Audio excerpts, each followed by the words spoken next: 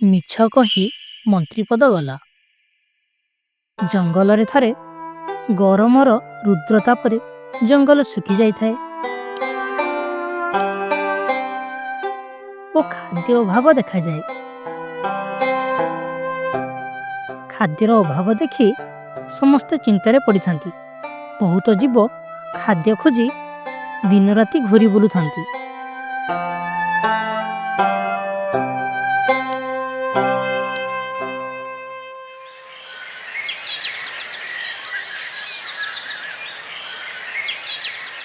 ଇଏ ତ ମୋ ପାଇଁ ବହୁତ ଖରାପ ସମୟ। ଖାଦ୍ୟ ଅଭାବରେ ମୋ ପେଟ ଶୂନ୍ୟ ହେଇଗଲାଣି। ହେଲେ ମୁଁ କ'ଣ କରିବି? ଓଃ, ମୁଁ ଭୁଲି ଯାଇଥିଲି, ମୁଁ ହେଲି ଚତୁର। ମୁଁ ମୋ ପାଇଁ ଖାଦ୍ୟ ବ୍ୟବସ୍ଥା କରିପାରିବି। ସେ ଦେଖିଲା ଗୋଟିଏ ଭାଲୁ ବୁଦା ମୂଳରେ ଠିଆ ହୋଇଛି। ଭାବିଲା ଏକ ଛଳ ରଚିବ। ଆହା, ଏଠି ଏକ ମୂର୍ଖ ଭାଲୁ ଅଛି। ମୁଁ ଯଦି ଏହାକୁ ଠକି ପାରିଲି ତାହେଲେ ମୋ ଭୋଜନ ବ୍ୟବସ୍ଥା ହୋଇଯିବ। ବିଲୁଆ ଭାଲୁ ନିକଟକୁ ଯାଇ ମିଠା କଥାରେ କହିବା ଆରମ୍ଭ କଲା। ଏ କି ଦୁଃଖ! ଭାଲୁ ଭାଇ, ଆପଣ କେତେ ଭଲ। ଆପଣ ଜଙ୍ଗଲରେ ଅନ୍ୟ ସମସ୍ତଙ୍କ ମଧ୍ୟରୁ ଅତି ଶକ୍ତିଶାଳୀ ଏବଂ ଦୟାଳୁ। ଜଙ୍ଗଲର ରାଜା ସିଂହ ଆପଣଙ୍କୁ ବହୁତ ପସନ୍ଦ କରନ୍ତି। ହେଲେ ଏଥିରୁ ମୋତେ କ'ଣ ମିଳିବ? ମୁଁ ଶୁଣିଛି ସେ ତୁମ ବିଷୟରେ କଥା ହୁଅନ୍ତି। କ'ଣ କଥା ହୁଅନ୍ତି?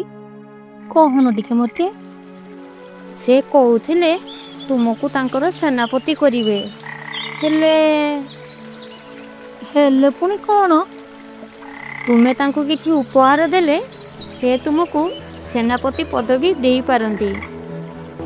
ତାହେଲେ ଏମିତି କି? ମୁଁ ଉପହାର ଦେବା ଦ୍ୱାରା ମୁଁ ଏମିତି ସେନାପତି ହୋଇପାରିବି? କିନ୍ତୁ କେଉଁ ଉପହାର ଦେବି? ତୁମେ ଟିକେ କହିଲେ ହେବନି? ଯଦି ଛେଳି ଉପହାର ଦିଅନ୍ତ ସେ ଏକ ସୁନ୍ଦର ଉପହାର ହୁଅନ୍ତା। ସେ ଛେଳିକୁ ଚଟାକି ଖାଇବେ ଏବଂ ଆପଣଙ୍କୁ ସେନାପତି ପଦବୀ ଦେବେ। ମୋତେ ଠିକ୍ ଲାଗୁନାହିଁ, କିନ୍ତୁ ଯଦି ତମେ କହୁଛ ତେବେ ଭଲ ହେବ। ଭାଲୁ ଗୋଟିଏ ଛେଳିକୁ ଧରି ପହଞ୍ଚିଲା ସିଂହ ମହାରାଜଙ୍କ ପାଖରେ। ସେତେବେଳେ ସିଂହ ନିଜ ଗୁମ୍ଫା ଆଗରେ ବସିଥାଏ। ଭାଲୁକୁ ଦେଖି କହିଲେ, କ'ଣ ଏହା? ଏ ଛେଳିକୁ କାହିଁକି ନେଇ ଆସିଲ? ମହାରାଜ, ମୁଁ ଆପଣଙ୍କ ପାଇଁ ଏକ ଉପହାର ନେଇ ଆସିଛି। ଏ ଛେଳି ଆପଣଙ୍କର ରାଜ ସମ୍ମାନ ବଢ଼ାଇବ। ହେଲେ ଏ ଛେଳି କାହିଁକି? ମହାରାଜ, ମୁଁ ଭାବିଲି ତୁମେ ଖାଦ୍ୟ ଅଭାବରେ ଥିବ, ସେଥିପାଇଁ ମୁଁ ଆସିଥିଲି। ତମେ କେମିତି ଜାଣିଲ ମୁଁ ଖାଦ୍ୟ ଅଭାବରେ ଅଛି? ମୁଁ ହେଲି ଜଙ୍ଗଲର ରାଜା। ମୁଁ ରହିବି ଖାଦ୍ୟ ଅଭାବରେ? ପୁଣି ଏତେ ଛୋଟ ଛୁଆକୁ ଆଣିଛ? ମହାରାଜ, ଆପଣ ଯଦି ମୋତେ ଖାଇଦିଅନ୍ତି ତେବେ ଏହା କ'ଣ ଏକ ଉତ୍ତମ କର୍ମ ହେବ? ଏକ ନ୍ୟାୟପ୍ରିୟ ରାଜା କେଉଁଦିନ ନିର୍ଦ୍ଦୋଷଙ୍କୁ ମାରି ଖାଇବା ଠିକ୍ ହେବ? ଏହା ନିଶ୍ଚୟ ଠିକ୍। ମୁଁ ଏଠି କ'ଣ ଦ୍ୱନ୍ଦ୍ୱରେ ପଡ଼ିଲି? ମୁଁ ତୁମ ବିଷୟରେ ବହୁତ ଶୁଣିଛି। ଭାବିଥିଲି ତୁମକୁ ମୋର ସେନାପତି କରିଥାନ୍ତି, କିନ୍ତୁ ତୁମର ଏପରି କାମ ଦେଖି ମୋତେ ପୁଣି ଚିନ୍ତା କରିବାକୁ ପଡ଼ିବ। ହେଲେ ତୁମର ଏ ବୁଦ୍ଧି ମୋତେ ଲାଗୁନାହିଁ। କିଏ ତୁମକୁ ଏ କାମ କରିବାକୁ କହିଲା? କୁହ ମୋତେ। ମହାରାଜ, ବିଲୁଆ ମୋତେ ଏହା କରିବାକୁ କହିଲା। ବିଲୁଆ? ତୁମେ ଏ ଛଳ କରିଛ?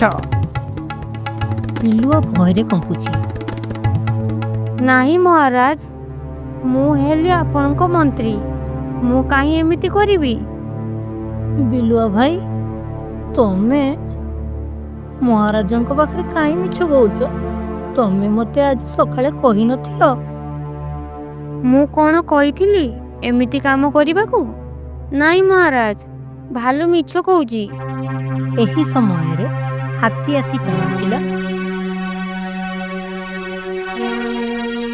ଆଉ କହିଲା, ମହାରାଜ ପ୍ରଣାମ। ଇଏ ଭାଲୁ ସତ କହୁଛି।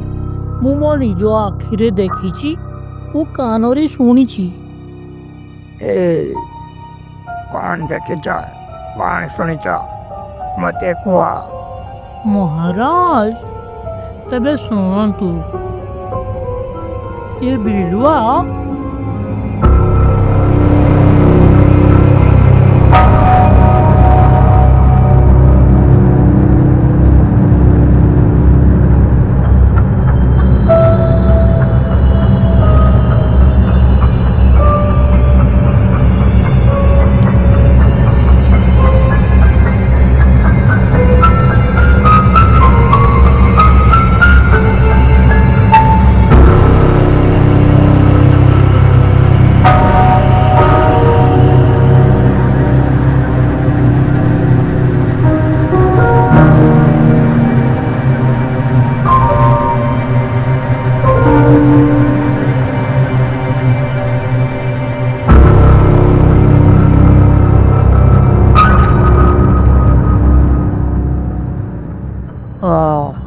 ଏବେ ମୁଁ ବୁଝିଲି, ତୁମ ଦୁଷ୍ଟ ଛଳ ଦ୍ୱାରା ଏଠି ଏକ ନିର୍ଦ୍ଦୋଷ ପ୍ରାଣୀ ମରିଯାଇଥାନ୍ତା।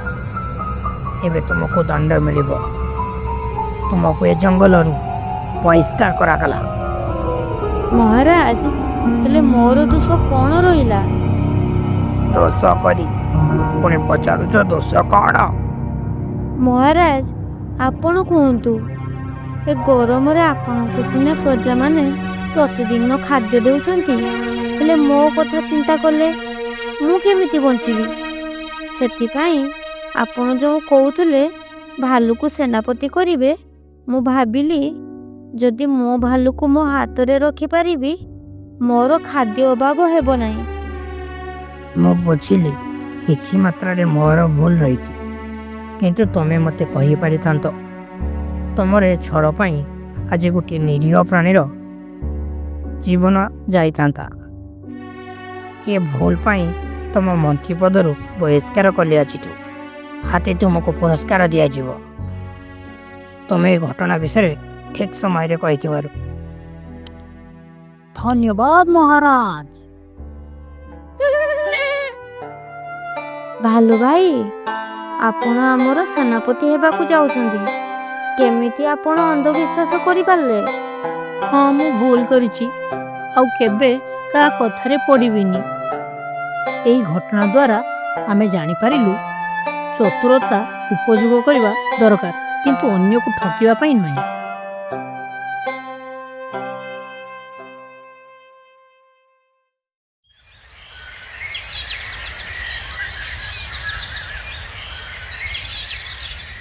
ଏକ ସୁନ୍ଦର ଜଙ୍ଗଲରେ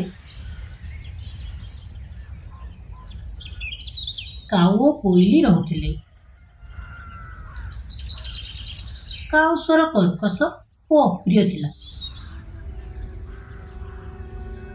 ଅନ୍ୟପଟେ କୋଇଲିର ସ୍ୱର ମଧୁର ଥିଲା। ଦିନକର କଥା। ମତେ ଦେଖ କୋଇଲି, ମୁଁ କେତେ ଶକ୍ତିଶାଳୀ ଏବଂ ବୁଦ୍ଧିମାନ। ହଁ ଯେ, କିନ୍ତୁ ମୋର ସ୍ୱର ଆସୁଥିବା ବସନ୍ତର ସୁନ୍ଦରତାକୁ ଦେଖାଏ।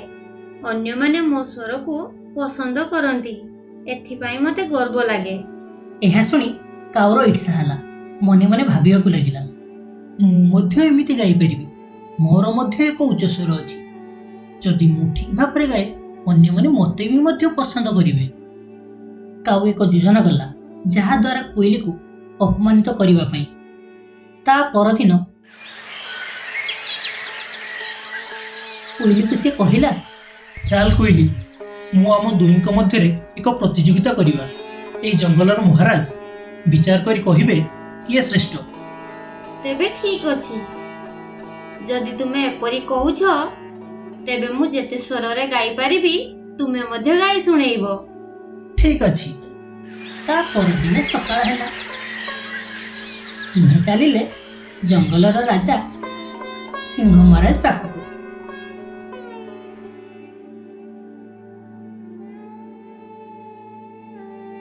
ସେତେବେଳେ ସିଂହ ମହାରାଜ କିଛି ପଶୁପକ୍ଷୀଙ୍କୁ ସାଥିରେ ଧରି ଏକ ସଭାରେ ବସିଥାନ୍ତି।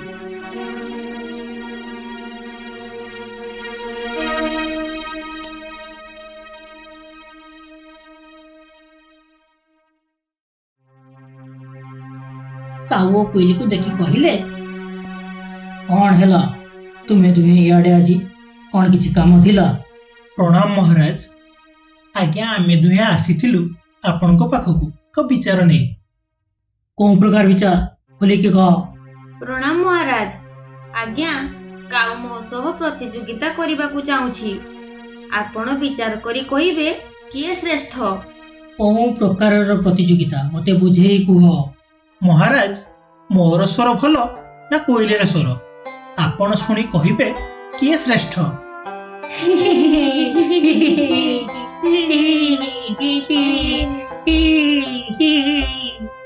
ଅନ୍ୟ ପଶୁପକ୍ଷୀ ଏହା ଶୁଣି ହସିବାକୁ ଲାଗିଲେ। ଏହା ଦେଖି ମହାରାଜ କହିଲେ, ଏ କଣ ଚାଲିଛି ଏ ସଭାରେ? ଅନ୍ୟମାନେ ଚୁପ୍ ହୋଇଗଲେ। ତେବେ କୁହ, କିଏ ଆଗ ଗାଇବ? ମହାରାଜ, ଆଗ କୋଇଲିକୁ ଗାଇବାକୁ ସୁଯୋଗ ଦିଆଯାଉ। ତେବେ ଠିକ ଅଛି, କୋଇଲି ତୁ ଗା। ନାଇଁ ମହାରାଜ, କାଉ ଆଗ ଏ ପ୍ରତିଯୋଗିତା ପାଇଁ ପ୍ରସ୍ତାବ ଦେଇଥିଲା, ତେଣୁ ସିଏ ପ୍ରଥମେ ଗାଉ। ଏହା କଣ ଠିକ କାଉ? ତୁ ଆଗ ପ୍ରସ୍ତାବ ଦେଇଥିଲୁ? ନା ନା ଆଜ୍ଞା ଆଜ୍ଞା ମହାରାଜ। ତେବେ ଠିକ ଅଛି, ଆଉ କିଛି ଶୁଣା ହେବନି। କାଉ ତୁ ଗା। ଠିକ ଅଛି ମହାରାଜ। କାଉ ଗାଇବାକୁ ଲାଗିଲା।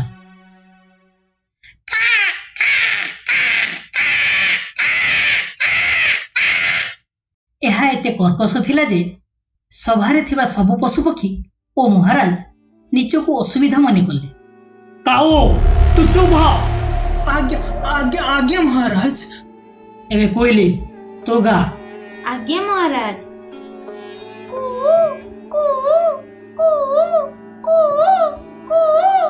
କୋଇଲି ଗାଇବାକୁ ଲାଗିଲା। ଏହା ଏତେ ସୁନ୍ଦର ଥିଲା ଯେ ସଭାରେ ଥିବା ଅନ୍ୟମାନେ ଓ ମହାରାଜ ମୋହିତ ହୋଇଗଲେ ଆଉ କହିଲେ, ତେବେ ଏହି ପ୍ରତିଯୋଗିତାରେ କୋଇଲି ଜିତିଲା। ଏହା ଶୁଣି କୋଇଲି କହିଲା, ଧନ୍ୟବାଦ ମହାରାଜ। କାଉ ମହାରାଜଙ୍କ ବିଚାର ଶୁଣି ସେଠାରୁ ତୁରନ୍ତ ଉଡ଼ିଯାଇ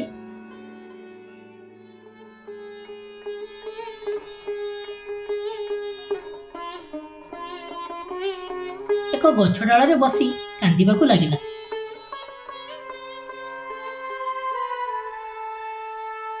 ଏହା ଦେଖି କୋଇଲି କାଉର ପଛରେ ଆସିଲା।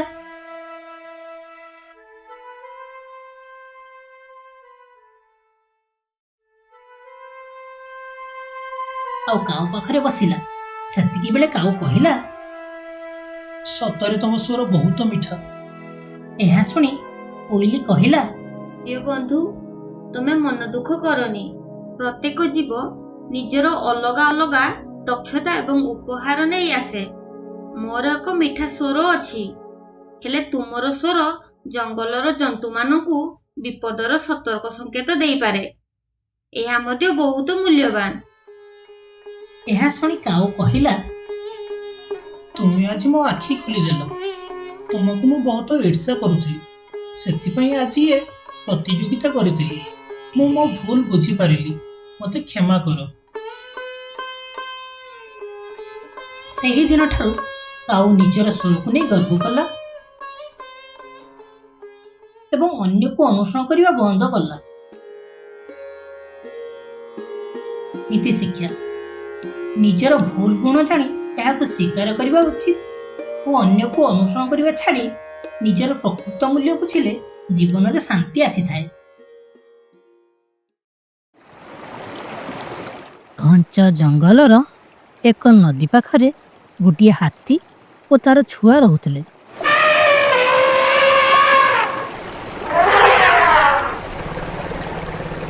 ଛୁଆର ନାଁ ଥିଲା ବିଷ୍ଣୁ। ସେ ଭାରି ଦୁଷ୍ଟ ଏବଂ ଖେଚଡ଼ ଥିଲା। ନିତିଦିନ ନଦୀ କୂଳେ ଯାଇ ଖେଳୁଥିଲା।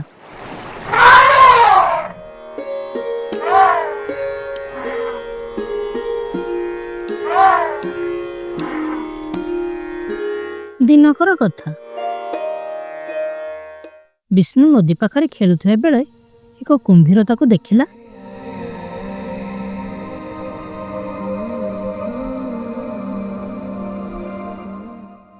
କୁମ୍ଭୀର ଦେଖି ମନେ ମନେ ଉପାୟ ପାଞ୍ଚିଲା, ଏ ଛୋଟ ହାତୀଟି ହୁଏତ ମୋ ପାଇଁ ଏକ ଶିକାର ହୋଇପାରେ।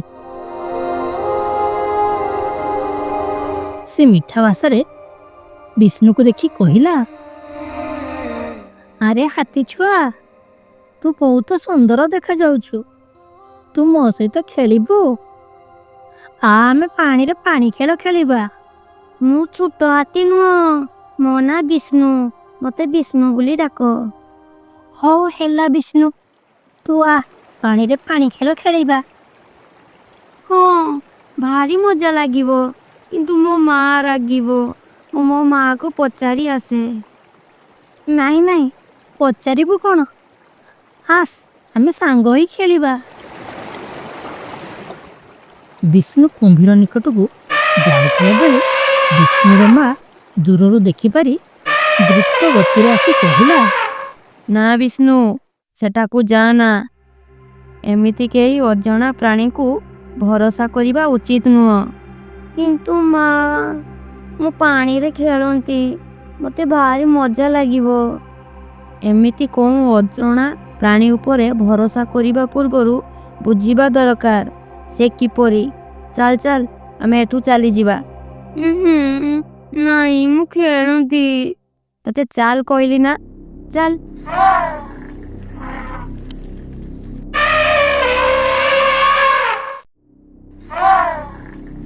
କୁମ୍ଭୀର ekଥା ଶୁଣି ବିରକ୍ତି ହୋଇଗଲା, କାରଣ ତାର ଯୋଜନା ବିଫଳ ହୋଇଗଲା। ମୋର ଉପାୟ ବିଫଳ ହୋଇଗଲା। ଏ ହାତୀ ଓ ତାର ଛୁଆ ବହୁତ ବୁଦ୍ଧିମାନ। ଏମିତି କିଛି ଦିନ ଗଲା। କୁମ୍ଭୀର ମନେ ମନେ ହାତୀକୁ ଖୋଜୁଥାଏ। ହଠାତ୍ ସେହି ସମୟରେ ହାତୀକୁ ଦେଖିଲା।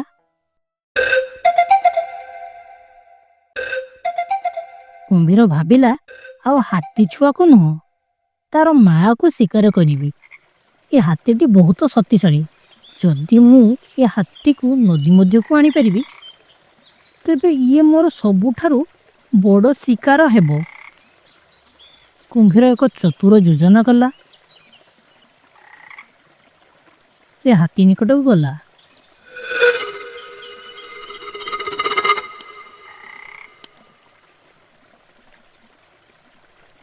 ଏବଂ ମିଠା ଭାଷାରେ କହିଲା, ଏ ହାତୀ ଭାଉଜ, ତମେ ମୋତେ କ୍ଷମା କରିଦିଅ ସେଦିନ ଘଟଣା ପାଇଁ। ଠିକ ଅଛି କୁମ୍ଭୀର, ତୁ ତ ଭୁଲ ବୁଝିପାରିଛୁ, ତତେ ମୁଁ କ୍ଷମା କଲି।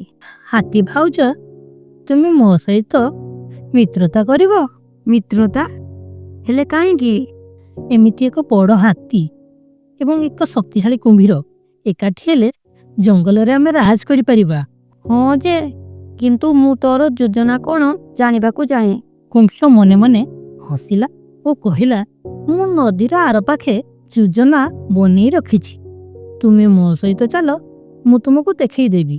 ହଁ ଯେ, କିନ୍ତୁ ମୁଁ କେମିତି ଯିବି? ତୁମେ ମୋ ଉପରେ ବସ, ମୁଁ ତୁମକୁ ନଦୀ ଆରପାରିକୁ ନେଇଯିବି ଆଉ ସେଠାରେ ତୁମକୁ ଯୋଜନା ବୁଝେଇ ଦେଖେଇ ଦେବି।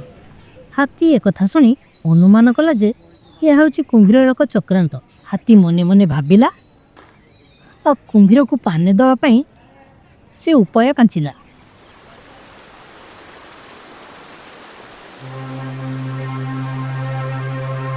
କ'ଣ ଭାବୁଛ ହାତୀ ଭାଉଜ? ଆସ, ମୋ ପିଠିରେ ବସ। ହଁ ହଁ, ଚାଲ। ହାତୀ ସେହି ସମୟରେ କୁମ୍ଭୀରର ପିଠିକୁ ଜୋରରେ ଚାପ ଦେଲା।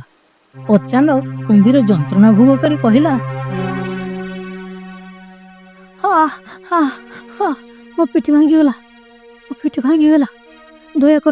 ଦୟାକର ମୋତେ ଛାଡ଼ିଦିଅ, ଛାଡ଼ିଦିଅ ମୋତେ। ହାତୀ ହସି କରି କହିଲା, ମୁଁ ଜାଣିଥିଲି ତୁ ଧୋକା ଦଉଛୁ। ଏବେ ଦେଖ କିପରି ଧୋକେବାଜର ମୂଲ୍ୟ। ନାଇଁ ମୁଁ ଆଉ ଧକ୍କାବାଜ କରିବିନି। ମୋତେ ଛାଡ଼ିଦିଅ, ମୋତେ ଛାଡ଼ିଦିଅ। ଯା, ତତେ ଆଜି ଛାଡ଼ି ଦଉଛି। ତୁ ଯେପରି ମୋ ଉପରେ କି ମୋ ପିଲା ଉପରେ କେବେ ବି ନଜର ନ ପକାଉ। ନାଇଁ, ମୁଁ ଆଉ କେବେ ପକେଇବିନି। ମୋତେ ଛାଡ଼ିଦିଅ, ମୋତେ କ୍ଷମା କର। ହାତୀ ଜୋରରେ ଆଘାତ ଦେଇ କୁମ୍ଭୀରକୁ ଛାଡ଼ିଦେଲା। କୁମ୍ଭୀର ଭୟରେ ନଦୀ ଭିତରକୁ ଚାଲିଗଲା।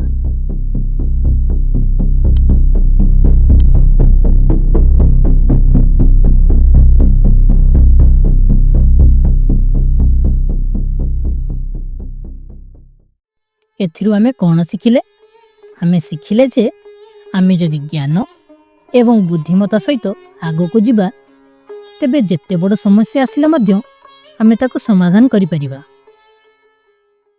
ଜଙ୍ଗଲରେ ଜଣେ ଅତି ଗର୍ବୀ ଓ ଭୟଙ୍କର ବାଘ ରହୁଥିଲା।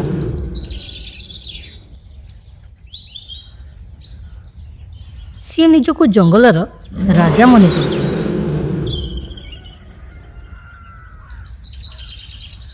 ଏବଂ ଅନ୍ୟ ଜନ୍ତୁମାନଙ୍କୁ ଆତଙ୍କିତ କରି ଖାଉଥିଲା। ତାଙ୍କ ସହ ରହୁଥିଲେ ଦୁଇଟି ଚତୁର ଶିଆଳ।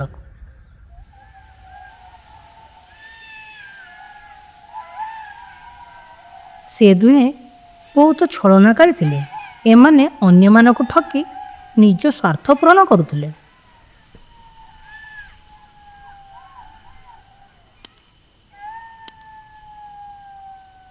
ଦିନେ ବାଘ ତୀବ୍ର ଭୋକ ଅନୁଭବ କଲା ଏବଂ ଶିଆଳମାନଙ୍କୁ ଡରାଇ କହିଲା,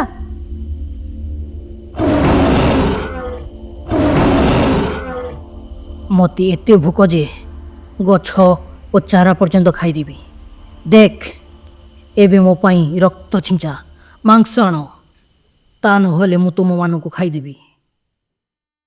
ମହାରାଜ, ଆମ ପାଖରେ ଏକ ଯୋଜନା ଅଛି।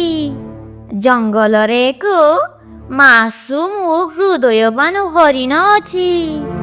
ସେ ଏତେ ସହଜ ପ୍ରଭାବିତ ହୋଇଯାଏ ଯେ ମିଠା କଥା କହିଲେ ଖୁସିରେ ନାଚିଦେବ। ହଁ, ଆମେ କହିବା ବାଘ ମହାରାଜ ଧର୍ମପଥ ଅନୁସରଣ କରିଛନ୍ତି। ଏହା ଶୁଣି ହରିଣ ଆମ ଯୋଜନାରେ ଫସିଯିବ। ଏକ ଶାନଦାର ଯୋଜନା। ଯାଅ ଯାଅ, ତାକୁ ଫସେଇ ନେଇ ଆସ। ଶିଆଳମାନେ ହରିଣକୁ ଖୋଜିବାକୁ ବାହାରିଲେ।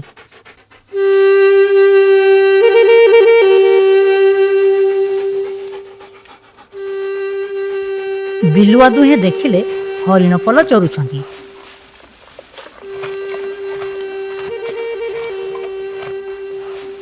ଗୋଟିଏ ହରିଣକୁ ଡାକି ପଚାରିଲେ, ଆରେ ହରିଣ, ମାସୁମ ହରିଣ କୋଉଠି କି? କାଇଁ କଣ ହେଲା କି?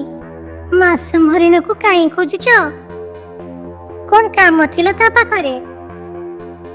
ଆରେ ମାସୁମ ହରିଣ ହେଉଛି ଆମ ମାନଙ୍କ ମିତ୍ର। ବହୁ ଦିନ ହେଲା ଆମେ ତା ସହ ଦେଖା କରିନେ ତ, ସେଥିପାଇଁ ଦେଖା କରିବାକୁ ଆସିଥିଲୁ। ଆଚ୍ଛା, ଠିକ ଅଛି, ଆଗକୁ ଯାଅ, ତାକୁ ପାଇବ।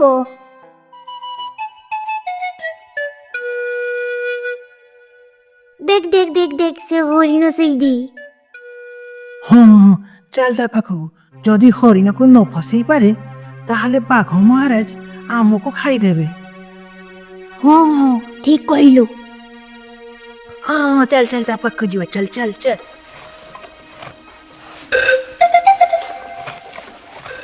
ଆରେ ମିତ୍ର ହରିଣ, ଏକ ଆଶ୍ଚର୍ଯ୍ୟ ଖବର ତୁମେ ଜାଣିଛ କି? କଣ ଆଶ୍ଚର୍ଯ୍ୟ? କିଛି ଖସି ପଡିଲା ନା କଣ? ତୁମେ ବିଶ୍ୱାସ କରିପାରିବ ନାହିଁ, ବାଘ ମହାରାଜ ଧର୍ମୀ ହୋଇଯାଇଛନ୍ତି। ଓହୋ, ତାହେଲେ ଆଜିଠୁ ଆମ ଜଙ୍ଗଲରେ ପତ୍ର ଝଡ଼ିବା କ'ଣ ବନ୍ଦ ହେଇଯିବ? ନା ନା, ଏହା କେମିତି ହବ? ତାହେଲେ ବାଘ କିପରି ଶାନ୍ତ ହୋଇପାରିବ? ଏହା ଦେବତାଙ୍କ ଅନୁଗ୍ରହ। ଏବେ ସେ ଶାନ୍ତି ଚାହୁଁଛନ୍ତି। ସତରେ କ'ଣ ଏମିତି ହେଇଛି ନା? ନା ଆଉ କ'ଣ? ନା ନା, ସେମିତି ହବ ନା। ଆସ ଆମ ସହ ଆସ ଦେଖିବ ସେ ତୁମକୁ କିପରି ହସି ଆଗମନ କରିବେ। ହରିଣ ସଂଶୟ କରିବାରେ ଲାଗିଲା ଆଉ ଦୁଇଥର ଭାବି ସେ ବାଘକୁ ଭେଟିବାକୁ ତାଙ୍କ ସହ ଆସିଲା।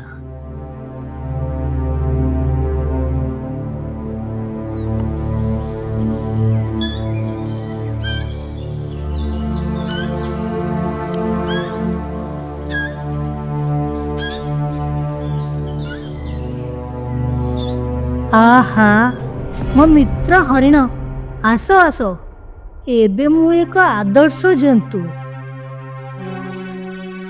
ଆଉ ତୁମେ ମାଂସ ଖାଉନା? ନା ନା, ଏବେ ମୁଁ ଗଛ ପତ୍ର ଓ ଫଳ ଖାଏ। ଓହୋ, ଏବେ ତ ତୁମେ ହସ୍ତିନାପୁରର ରାଜା ହୋଇଯିବ। ଏହା ଶୁଣି ଶିଆଳମାନେ ହସି ପଡ଼ିଲେ।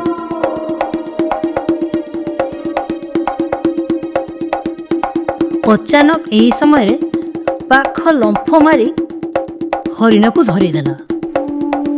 ଓହୋ, ଏମିତି ମୁଁ ଠକିଗଲି। ମୋ ସହ ଛଳନା କଲ ତୁମେମାନେ, ପୁଣି ଧର୍ମ ନାଁରେ। ତୁମମାନଙ୍କୁ ଧର୍ମ ସହିବନି। ଭଗବାନ ଉପରେ ଅଛନ୍ତି, ତୁମ କଥା ବୁଝିବେ। ତୁ ମୋ ଶିକାର ହେଇଛୁ, ଏବେ ମୁଁ ତତେ ମାରି ଖାଇବି।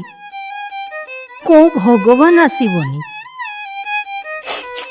ତୁମ ଦୁହିଁଙ୍କୁ ଭରସା କଲି, ହେଲେ ତୁମେମାନେ ମୋ ସହ ବିଶ୍ୱାସଘାତକତା କଲ। ହେ ହେ ହେ ହେ ହେ ହେ, ଚତୁର ହେବା ଶିଖ ହରିଣ। ମତେ ବଞ୍ଚାଅ, କେହି ବଞ୍ଚାଅ, ମତେ ବଞ୍ଚାଅ। ମହାରାଜ, ମହାରାଜ, ତା ବେକକୁ ଧର, ବେକକୁ। ହଁ ହଁ ମହାରାଜ, ହଁ ହଁ ମହାରାଜ, ତା ବେକକୁ ଧର, ତା ବେକକୁ ଧର। ମତେ ବଞ୍ଚାଅ, କେହି ବଞ୍ଚାଅ, ମତେ ବଞ୍ଚାଅ। ହଠାତ୍ ଏହି ସମୟରେ ଏକ ହାତୀ ଆସି ବାଘଠୁ ହରିଣକୁ ବଞ୍ଚାଇଲା। ହରିଣ ତା ଜୀବନ ବିକଳରେ ସେଠାରୁ ଦୌଡ଼ିଲା। ଏଥିରୁ ଆମେ କ'ଣ ଶିଖିଲେ? ଆମେ ଶିଖିଲେ ମିଠା କଥା ଶୁଣି ଅନ୍ଧବିଶ୍ୱାସ କରିବା ଉଚିତ ନୁହେଁ। ନିର୍ମଳ ହୃଦୟ ଥିଲେ ମଧ୍ୟ ସମୟରେ ସଚେତନ ହେବା ଆବଶ୍ୟକ। ଦୁଷ୍ଟ ବିଲୁଆ।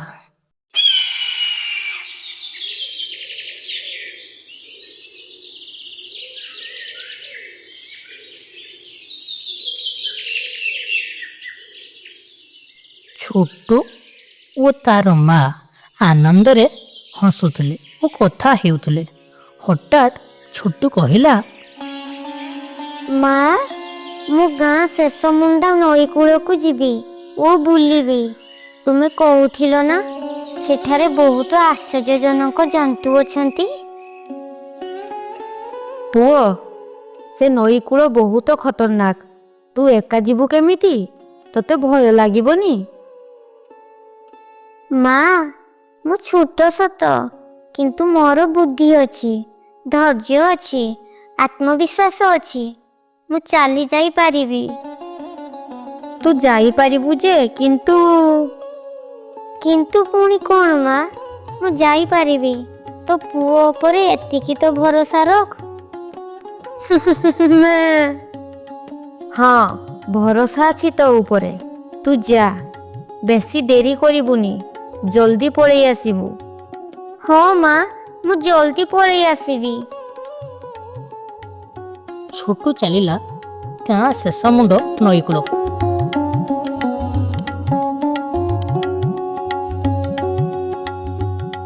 ରାସ୍ତାରେ ଯିବା ବାଟରେ ତାର ଦେଖା ହେଲା ବାଘ ନାମକ ଏକ ଗର୍ବିତ ବାଘ ସହିତ। ସେ ଗର୍ଜନ କରି କହିଲା, ମୁଁ ଏ ରାସ୍ତାର ରାଜା।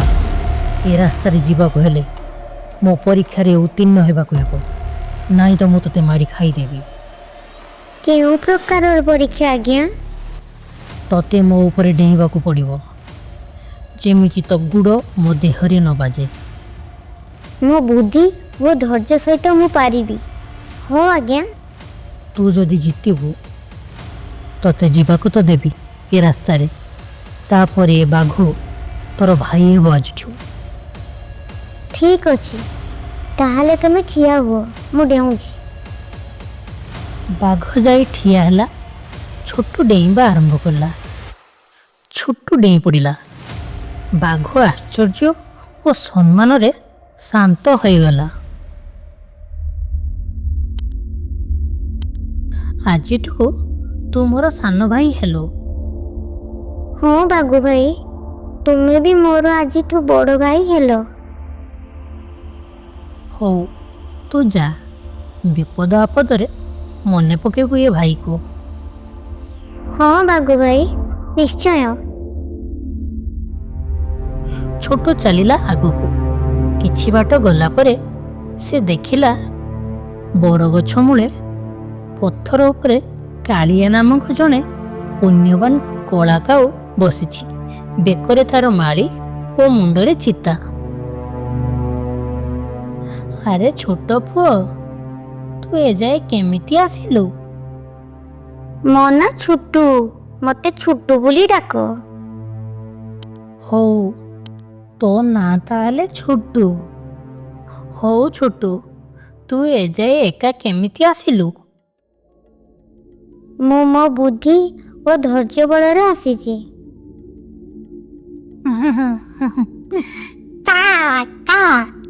ଶକ୍ତି ସବୁ କିଛି ନୁହେଁ। ଜଣେ ଚତୁର ଜନ୍ତୁ ବୁଦ୍ଧିକୁ ଅସ୍ତ୍ର କରେ।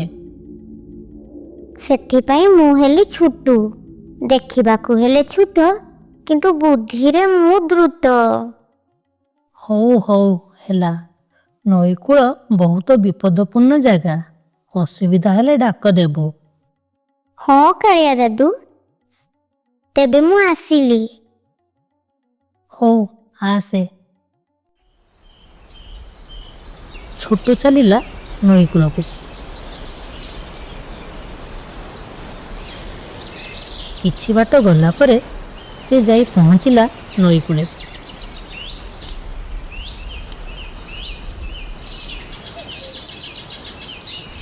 ଦେଖିଲା ନଈରେ ଗୋଟିଏ କୁମ୍ଭୀର ଓ ନଈ ହୁଡ଼ାରେ ଗୋଟିଏ ବିଲୁଆ।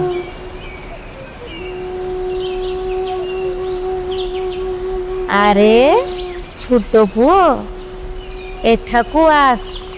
ଏଇ ନେ, ମିଠା କୁଳି ଖା। ଛୋଟ ଗଭୀର ଭାବେ ଲକ୍ଷ୍ୟ କଲା ଯେ ତାର ଦାନ୍ତ ଚମକୁଛି ଓ ଭୟଙ୍କର ଲାଗୁଛି। ସେ ଭାବିଲା ଏଠି କିଛି ଗୋଳମାଳ ଅଛି। ତାପରେ ସେ ଗୋଟେ ବୁଦ୍ଧି ପାଞ୍ଚିଲା। ଏ ବିଲୁଆ ଭାବୁଛି ସେ ଏକା ଚାଲାକ, ମତେ ମାରି ଖାଇବା ଏତେ ସହଜ ନୁହେଁ। ୟାକୁ ଆଜି ବୁଦ୍ଧି ଶିଖେଇବି। ଆରେ ଛୋଟ ପୁଅ, କ'ଣ ଭାବୁଛୁ? ଆସ, ମିଠା କୁଳି ନେ। ହଁ ହଁ, ମୁଁ ଯାଉଛି, କିନ୍ତୁ ମୁଁ ଏକା ନୁହଁ। ମୋ ବାଘୁ ଭାଇ ଆଉ ମୋ କାଳିଆ ଦାଦୁକୁ ଡାକେ, ମିଶି ଖାଇବା। କ'ଣ? ବାଘୁ ଭାଇ, କାଳିଆ ଦାଦୁ, ଏଠି ଏକ ଠକ ବିଲୁଆ ଅଛି, ମତେ ସେ ମାରିଦେବ। ଛୋଟୁର ଡାକ ଶୁଣି ବାଘ ଓ କାଳିଆ ଦୌଡ଼ି ଆସିଲେ।